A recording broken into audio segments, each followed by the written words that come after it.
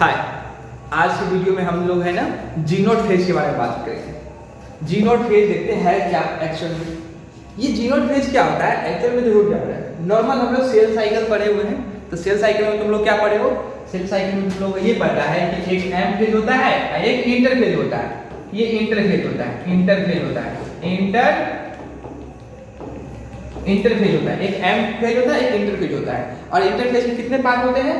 G1 S G2 होता है। इस प्रकार से होते हैं।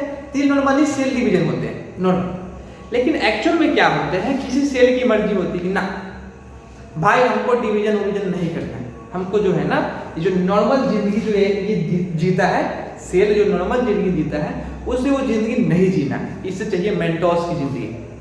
तो ये क्या करेगा, ये सेल अब नॉर्मल आदमी ने देखा वो क्या करता है, उसको भाई नॉर्मल जिंदगी नहीं जीना होता है तो क्या करता है, अपना बाबा बन जाता है, संन्यास ले लेता है और एकदम ऐश मौज की तरह जिंदगी जीता है। तो उसी प्रकार ये जी नोट सेल भी ऐसा ही करता है। जी नोट फेज में भी कोशिका ऐसा ही करता है। ये क्या करता है, ये यहीं से मतलब सेल साइकिल तो यहीं से स्टार्ट होता है जीवन फेज से। तो क्या करता है, जीवन फेज में मतलब ना जाके वो पहले ही भाग जाता है। मतलब नॉर्मल सेल क्या करता है कि जीवन फेज में आके G1 G2 ऐसे करके चलते रहता है। लेकिन कोई सेल क्या करता है, बोलता है ना हमको G1 S G2 M कोई फेज में नहीं जाना है। तो कौन फेज में जाएगा, वो क्या करता है, संन्यास ले लेता है। और उस सन्यासी फेज का नाम है जी नोट फेज। उस सन्यासी फेज का नाम होता है जी नोट फेज, जिसका दूसरा नाम बोलते हैं हम लोग क्वेसेंट फेज। क्या बोलते हैं इसको, क्वेसेंट फेज बोलते हैं। ये इसमें क्या करता है, सेल रहता है एक्टिव। कहने का मतलब इस फेज में इस फेज में क्या होता है, जो सेल होता है मेटाबॉलिकली एक्टिव रहता है, but not perform cell division.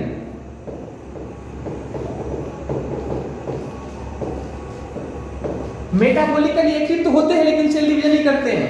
क्यों? अब एक बात बताओ, नॉर्मल आदमी को ही ले लो, वो नॉर्मल जिंदगी ना जी के बाबा जो बन जाता है तो क्या वो जिंदा नहीं रहता है? जिंदा तो रहबे करता है। जिंदा रहता है कि नहीं रहता है? लेकिन जिंदा तो रहता है, लेकिन जो नॉर्मल आदमी जो काम करता है वो सब त्याग देता है, कर देता है कि नहीं कर देता है? तो उसी प्रकार जी नोट फेज में ऐसा ही होता है। सेल क्या करता है, उसको मर्जी होता है कि ना हम नॉर्मल जिंदगी नहीं जिएंगे। कहने का मतलब ये फेज सब हम नहीं जिएंगे। तो क्या करता है, यहाँ स्टार्ट होने से पहले ही भाग जाता है। कौन से फेज में, जी नोट फेज में एंटर कर देता है। और जी नोट फेज में एंटर तो कर देता है लेकिन मरता नहीं है, वो मरता नहीं है। उस फेज में एंटर होके एकदम सो जाता है, एकदम आराम करता है उस फेज में जाके। इसकी मर्जी है कि एकदम थक गया होता है ना तो आराम उसमें करता है। तो देखो जी नोट फेज को हम दूसरा नाम क्या बोलते हैं, जी नोट फेज को दूसरा नाम है क्वेसेंट फेज। दूसरा पॉइंट बोलो तो क्या होता है, सेल को क्या करता है, जीवन फेज से एग्जिट कर देता है। बोले ना उसको सेल साइकिल करना ही नहीं है तो जीवन फेज में थोड़ी जाएगा, वो नहीं ना जाएगा। जिसको सेल साइकिल करना रहता है वही जीवन फेज में जाता है ना, जीवन फेज में जाता है। तो इसलिए वो क्या करता है, जीवन फेज में ना जाके किस फेज में एंटर करेगा भाई, तो एंटर करेगा जी नोट फेज, बोले तो क्वेसेंट फेज, बाबा वाला जिंदगी। इसमें क्या होता है, बाबा वाला जिंदगी है ना, तो क्या वो जिंदा नहीं रहेगा, रहेगा ही। तो इसलिए लिखे हैं इस फेज में सेल मेटाबॉलिकली एक्टिव होते हैं। मेटाबॉलिकली एक्टिव मतलब जिंदा होता है सेल, लेकिन सेल डिवीजन नहीं करता है। क्यों नहीं करता है, बता दिए क्यों नहीं करता है, समझ गया।